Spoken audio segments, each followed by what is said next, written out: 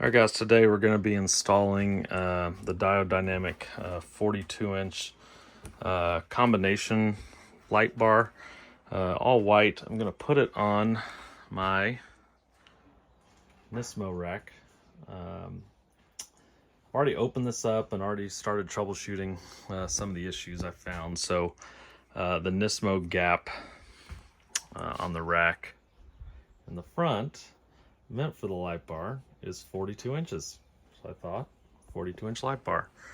Then I get the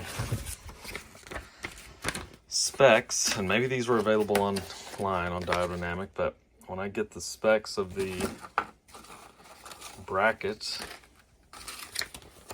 and the spacing from edge to edge with the brackets, we're looking at closer to 45.25 inches, which is too long. So I've been messing with the brackets they sent, and I'm gonna install this not how they suggested, but a way that does allow you to mount this on the Nismo. So again, this video is really going to be specific to this light bar and this rack. Hopefully it'll help you out make your decision. I don't know if this light bar would fit better on some different roof racks. But after playing around with it, I did get it to fit, and I'll just show you how I did that. So they give you two of these brackets, one for each side, and this is how they want you to mount it. Here's the front of the light. This would be the passenger side.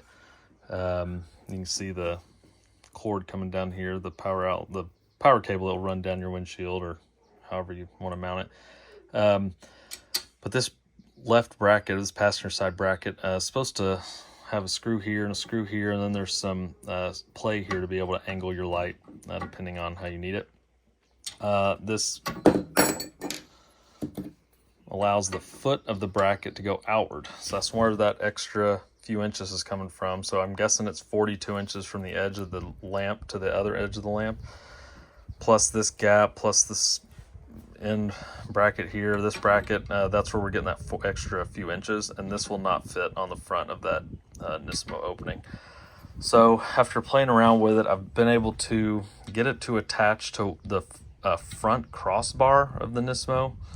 I'll show that here in a second, but by doing that, I had to actually switch these brackets up. So instead of using this bracket that's supposed to be here on the passenger side, I'm actually going to use the one that, so I mean, you can see it doesn't line up anymore. I'm going to flip this around and I'm going to use the driver's side bracket and rotate this to where this part is not going to be attached to anything. It's going to be facing towards the roof of the truck. This bolt will be bolted here in the middle on the forward hole, and then this bracket will stick out. And then I'm going to take the bracket that's meant for this side, bring it over here, again, mount it towards facing outward, and have that part here pointed downward towards the truck, and then bolt in this hole here. And so not how they recommend, but they don't really say not to do their way of mounting. It says that really, you can mount it any way you need to. This is just the normal way people mount it. So I'm just not doing the normal way. I've already tested this down and bolted it, and it seemed pretty sturdy, and I really didn't even bolt it that tightly or use a washer. So I think once I add all that, it will help a lot more. So again, I played around with these brackets and orientating them in all different ways by, like, well, instead of mounting it with the feet going out, why don't you switch it up and mount it with the feet going in? Well, it's kind of hard to do that. You can see that these are molded to fit the edge of the light, and so if I try to flip the feet around like you might do on some other light brands, like the ones from Harbor Freight, I was able to flip the feet around to point inward, and it took up less room. These are pretty molded to the shape of the light. Same here. If I tried to maybe use this normal bracket over here and flip it to where the feet were inward, I would not be able to bolt that. You can see I wouldn't have enough room to slip a bolt through there to bolt it to the crossbar that's going to be anchored to the back of it. So I've I have worked around with this for a little bit to try to come up with the best way to mount it with the hardware I have. If I had a little bit more experience cutting metal, I might be able to make some brackets, but just using what they give us, this is what I've been able to come up with. So again, here's that front of the bracket. Measured that. That is 42. That is 42 inches there. Again, but the light bar is too long. So if I come up to the top, I mean, I have tried to think about mounting it here with the way the brackets were originally designed, but again, it will not fit in between this gap. So I thought about suspending it from here or bolting it on top, but I don't want the light sticking way up above the rooftop. I want it to be low profile. I mean, that's why I got the Diode dynamic, because of that low profile look. So what I'm going to do is, it came with these bolts, the light bar, and there's a little hole. Depending on how you install these crossbars, there should be a little hole. It's hard to see, but there's a little hole right there that you can slip your bolts in and out of. And so I went ahead and slipped both of these bolts in and was able to get the light bar to sit in this gap. And the edge of the light bar kind of comes out to here. So not the best in regards of like getting as much light as you can possible, because there's gonna be a lot of light that's gonna be hitting this and being lost. I'm gonna put a light bar on the bottom bumper too, so that should help with that loss of light. I'm also gonna do my best to angle this to where it will maybe sit up enough off of this, or it won't be so blocked by the front of this roof rack. So that's the plan, to put this here. I went ahead and tested this by putting the bolts, attaching the brackets to the light bar and then attaching it to the bolts, and I found it really hard to wedge the light bar in here and then onto the bolt. So what I'm going to do is I'm going to actually bolt the brackets to these, get these brackets in place, and then put the light bar in between the edge of those brackets, and then I'm going to have to just squeeze my hand down in between here to tighten the screws with an Allen wrench. But I think I can make it work, and I'll show you when it's every step of the way.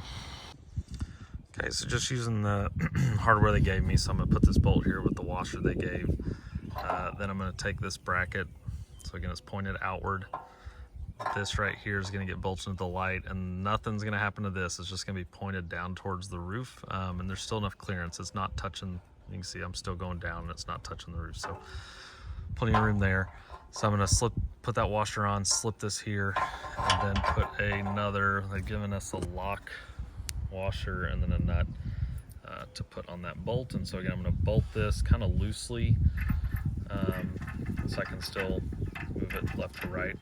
Bolt this, do that one. I'm using a 10 millimeter, my baby ratchet, using a 10 millimeter to tighten this all down. Okay, so I had to go get actually a deep well socket. So you can see it's loosely bolted. That's what I want. I want to be able to slide it left and right and get that light wedged in here, but for the most part, I can get just a normal wrench once the light's on to tighten that up. So I'm going to do the other side now, and then work on getting the light bar. Okay, I have both brackets on. I think I'm still going to have to move this out a little bit wider to get the light wedged in here, but I'll do that. And it's going to be a tight fit trying to tighten this screw into the light bar, but it's the best option I've come up with. Okay, so mounting the light took a little longer than expected. It does look great though, but let me just show you what I had to do. So again, it is mounted to this first track. It's kind of easier to see right here. So on these tracks, there's a wider part here to insert those bolt heads to then slide in the channel. And so I put them in here, slid one down there, and then slid another one right here. But because of the width of this 42-inch light bar, the bracket actually meets like right where this opening happens. So this one bolted in fine because there's no opening down there. It's just in the channel like it should be. But then when I bolted the bracket here, literally the light was just falling out because the bolt head was right where you insert. it in to keep it in. And so that was cumbersome. I was thinking, well, I could just flip one of these tracks around, but I would just have the same problem over there. And also, if you've watched some of my other videos, these are pretty much in here for eternity. They seized when I was inserting because I didn't use the anti-seize, and so it's really difficult to take these out on the Nismo rack. And so what I did was I took a piece of metal, and it looks awful, and I think I'm gonna touch it up a bit, but I was able to take a piece of metal and get it a little bit inside the track just to create a bind. And I'll show you where I got that piece of metal from. It's actually from like a gate latch. And so my intent is to, in the future, take this off and actually grind this down just a little bit more so that that metal gets completely in the channel.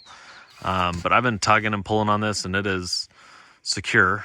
And so it's working for now. But before I take it off road, I'm going to take this off, grind this down a little bit more. Sorry, grind this metal piece that you see a little bit more, just so I have like a long piece of metal inside the channel that's creating a tight, secure fit there. Next is wiring. Right now, the wire is just, you might be able to see it, it's just tucked up underneath there. My plan is to take some, it's called KC wire hide.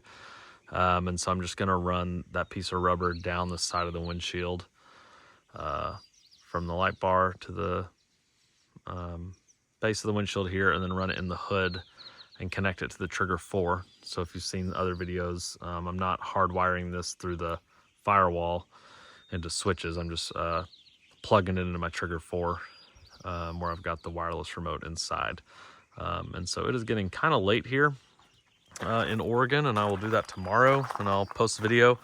It's really difficult to show the power of these lights in Oregon in the summer because it doesn't get dark here. It is 8:50 and it's still light out, and so it doesn't really get dark here till 11 right now. So it's difficult to show the brightness of these lights. Haven't even finished my ditch light install because I put them on and was gonna post a video once the sun went down, never did, and then they just kind of stick out when you're just doing casual work like I am, casual driving. I'm just gonna install those when we go off-roading or camping. But you can see the brackets that I've got mounted there, and we'll finish that video up when I get some darkness to be able to show you how well they do. So I'm gonna wait until tomorrow to wire this up to the trigger. All right, it's the next day. This is the power cord from the light. The kit, the light bar comes with a pigtail sort of like this. And I've already made the connection to the pigtail to a longer cord that actually Trigger 4 sends a few longer power cords that actually will then plug into the Trigger 4. So the cord that comes with the light bar just isn't long enough to get down my windshield. I think the connection stops like right about here. So I had to put this extension cable on it.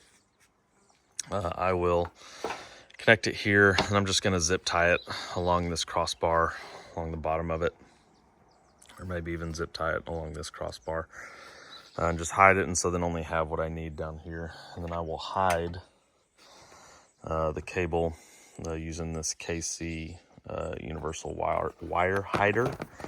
You can kind of see in yellow. I'm just going to clean the windshield, and then it should sit pretty snug up against the windshield, and then you shouldn't be able to even see it when you're driving, because I mean, this is probably going to only take up maybe half of this black tint here. So I'm going to get the cord, the power cable zip tied, clean the windshield, get the KC wire hider on, and the next spot, clip, I'll just have it connected to the Trigger 4. Okay, I've got the wire hide installed. Really easy installation. You just measure it, cut. It was long enough. This was like the 3.5 foot one. Just had to cut about 6 inches off. The wire from Trigger 4 is pretty thick. It just fits very snug in there. Not a lot of playroom, so you're gonna kind of see where it kind of is trying to bind peek out at the top. So I'm gonna play around with this more. I think when it gets warmer, I might be able to do a little bit more with it. Light is installed. I took it down here and plugged into one of my trigger outlets. And so just to test it, you can press one of these buttons, and it is working. And so I'm excited to see what this looks like at night. I'm gonna go and post the video without showing what it looks like at night because I'm still waiting for it to get dark. Past 11, or before 11, excuse me. So again, appreciate y'all watching the video. If you liked it, if it helped you out, please like, comment, subscribe. Any little bit helps. Thanks.